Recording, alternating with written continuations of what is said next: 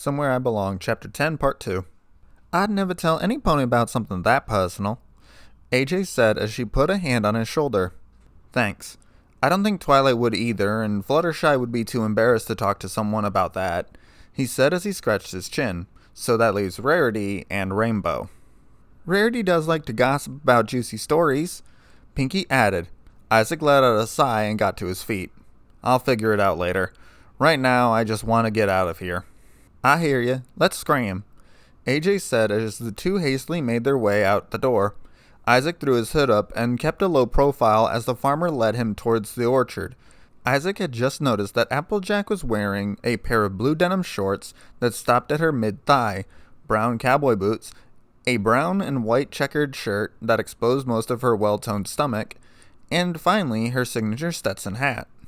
Isaac noticed the mare was walking a bit differently than before. She was swaying her hips from side to side in an almost seductive manner. Isaac dismissed the thought as the two reached the farm. Isaac noticed that some of the apples were gray. What's up with those apples? They seemed different. Those are Zap apples. They grow once a year, and it's not their time to be picked yet, she said as they walked towards the barn. The two gathered a few barrels and started to pick the ripe red fruit. As they started to pick the apples, Isaac noticed that the mare was looking at him, with a bright blush on her face. Dang it! Isaac looked over to see that AJ had dropped a barrel of apples, spilling them on the ground. Sorry, I lost my grip. It's fine, I got it. Isaac bent down and started to pick up the fruit. Hey, Isaac. The human, still bent over, turned around just in time for his face to hit something soft yet firm. He pulled back to see that the farmer had bent over and her ass was sticking out. Isaac felt his face flare up in embarrassment as the mare looked at him in confusion. Sorry about that, AJ. He was cut off as the mare pushed him up against the tree and bored holes through him with her deep green eyes. The mare had a sly smile on her face and pressed her body up against the human's. I'm done beating around the bush, she said in a slow and solitary tone. Come again? He said in confusion as he felt the mare's breasts press up against his chest and her waist pressing against his. I need a good rut, and you're gonna give me one, she said in a commanding tone. Well, this escalated quickly. He gulped as the mare ran her hand over his chest. He was cut off as he felt the mare's hand rub against his clothed, erect member. I guess I got my answer, she said as she drew her face close to his. Isaac felt the mare's breath on his lips and could feel her legs shifting. I could lose control if you wanted me to. Let you fuck me in the dirt right here, right now. Isaac had just noticed that the two top buttons on her shirt were open, revealing her orange, ample breasts. The mare's face drew closer so that their noses were touching. But it's almost lunchtime, and we need to finish up gathering these apples, she said as she backed away from the human. Isaac's face was bright red and stricken with confusion. Applejack buttoned her top and walked back to the farmhouse with a barrel of apples in her hands while whistling a tune. Isaac gulped and snapped out of the trance as Applejack left his view. What's with these mares? He thought as he picked up the apples and made his way back to the farmhouse. As he dropped them off in front of the barn, he took a moment to look at the orchard, with the sun shining high above. Isaac felt something wrap around his feet and pull him into the barn. He looked down to see that he had been lassoed. He felt his body hit a pile of what felt like hay. Isaac looked up to see Applejack removing her red ribbon she used to keep her hair tied and let the golden locks of hair drop to her shoulders. She then started to slowly unbutton her flannel shirt. Like what you see? She asked in a seductive tone. Isaac nodded slowly as the mare slipped off her pants, revealing her toned thighs. You're going to have to work long and hard today, partner, she said as she untied the rope that was holding him. The mare grabbed the human shirt and ripped it off his well-toned body. Yes, ma'am, he said as the mare removed his pants and crawled on top of him. Isaac pressed his lips against hers as she let out a moan.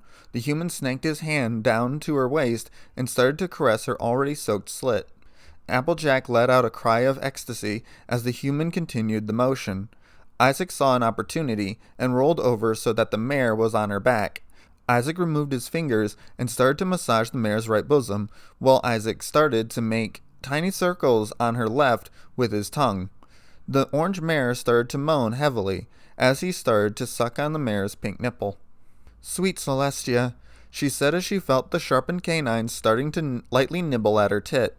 Isaac removed his mouth and stuck out his tongue against her body as he started to move lower, creating a small trail of wet fur leading from her breast to her wanting slit.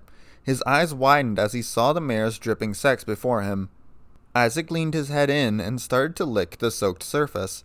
Applejack's breathing quickened as the human slid his tongue inside her and started to wiggle it around inside her slit. "I can't take much more of this," she said as she began to massage her own breast.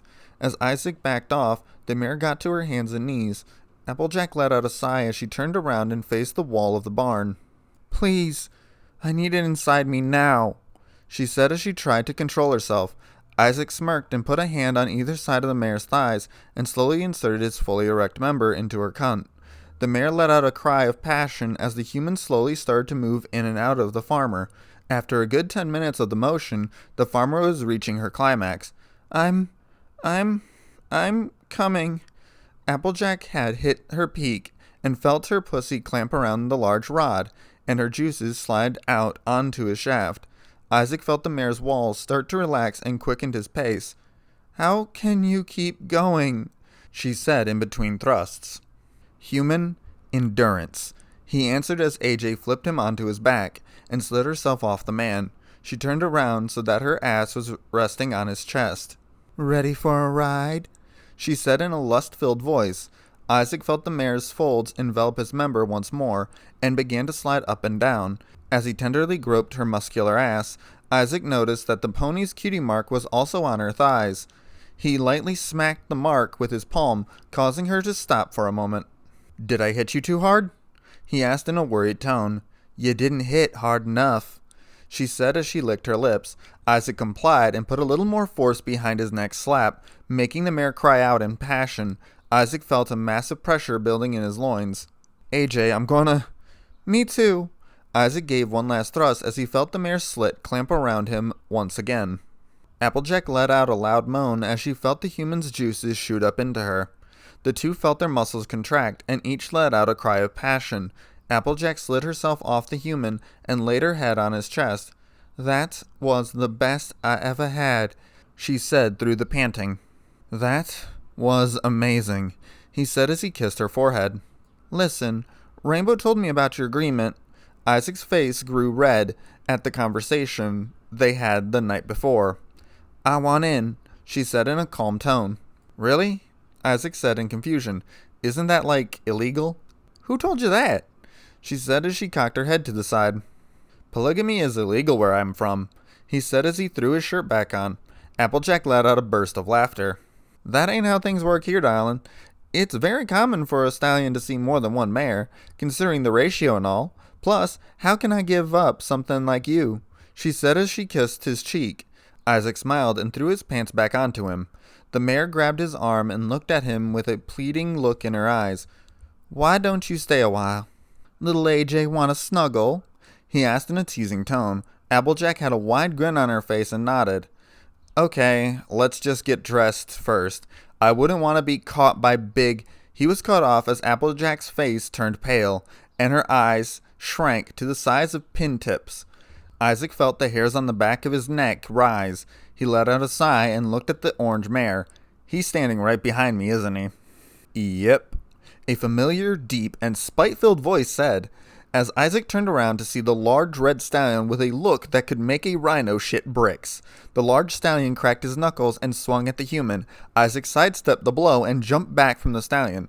Big Mac grabbed a nearby shovel and charged at Isaac, with rage in his eyes. The pony felt himself fall as he felt a rope tie around his feet. Isaac looked back to see Applejack struggling to hold the other end of the lasso she had used to wrangle him into the barn earlier. Isaac brushed himself off and looked at the mare with a smile. "Go! This won't hold him for long."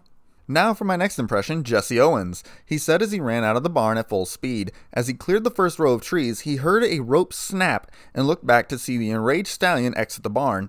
Isaac quickened his pace and vaulted over the fence to the orchard. He didn't dare look back at the stallion. Isaac put all his strength into his legs as he got to the park. The human looked back to see a shrinking red dot. Isaac then hit something solid, causing him to fall on his back.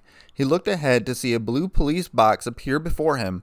What the hell? Is this 1963? He looked back to see the red dot approaching him at a fast rate. Isaac quickly got to his feet and banged on the door to the box.